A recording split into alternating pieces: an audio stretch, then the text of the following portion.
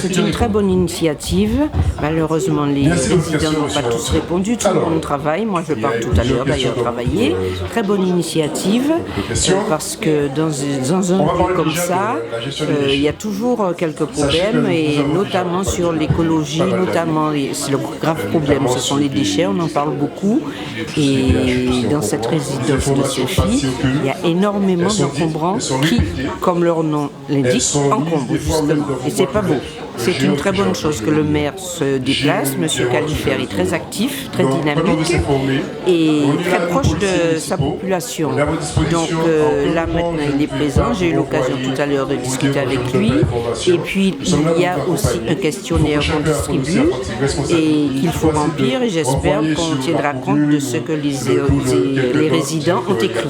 C'est vrai que sur la région Bastia, nous n'avons pas de déchetterie. Mais il faut quand même louer le fait que la CASBT, la communauté des communes, a mis en place une filière.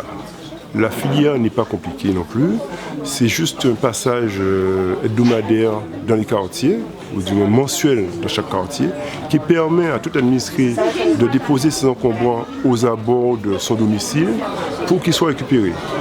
Malheureusement, on constate que sur Saint-Claude, ce n'est pas respecté. Ça veut dire qu'en général, l'administré dépose ses encombrants, ses déchets n'importe quel jour et surtout le soir, ce que nous déplorons.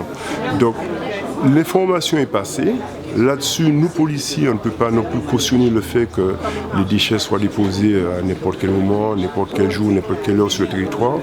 Et dans cet objectif, nous serons obligés de passer à la verbalisation à partir du moment que nous constaterons qu'un individu ou un administré a déposé ses déchets hors de la période concernée.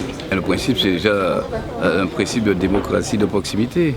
Et en plus de démocratie tout court, de démocratie locale, disons, au lieu d'avoir des mairies annexes, c'est la mairie, le maire, les services, les élus qui, disons, se dirigent vers un quartier, une section de la ville, afin déjà de travailler déjà, les services continuent à travailler déjà, et afin de rencontrer la population de proximité, mais aussi celles qui viendraient de d'autres quartiers pour discuter, savoir, s'informer.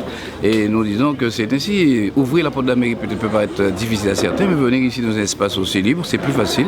Et c'est un principe que nous avons mis en place depuis quelques années.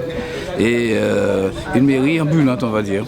Et nous avons un autre principe maintenant, c'est les élus même, les élus qui vont dans les quartiers. Il s'agit de recueillir, disons, les soucis, quand il y en a, les satisfecits aussi quand il y en a, les problèmes, et en même temps de pouvoir se rendre compte par nous-mêmes des difficultés des citoyens dans leur quartier.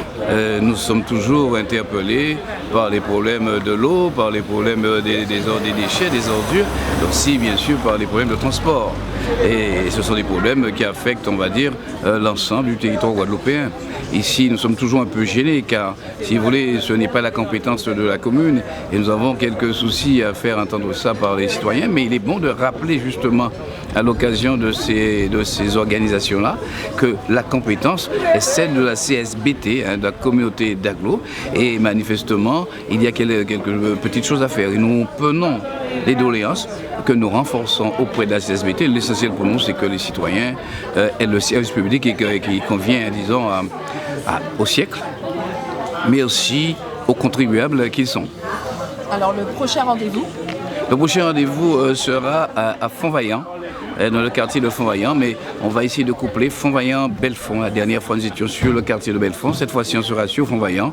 Et là, on va pouvoir, comme ici, présenter les travaux. Parce que là aussi, on présente les projets de la ville. En construction, en réflexion, les projets pour la jeunesse, les projets pour lutter contre certaines déviances, mais les projets de construction aussi, le stade, les réalisations, afin que le citoyen soit informé, et pour parler un peu trivialement comme le citoyen parfois, et savoir où passe son argent, voilà. Et en même temps, ils font connaissance avec les services, qui est qui.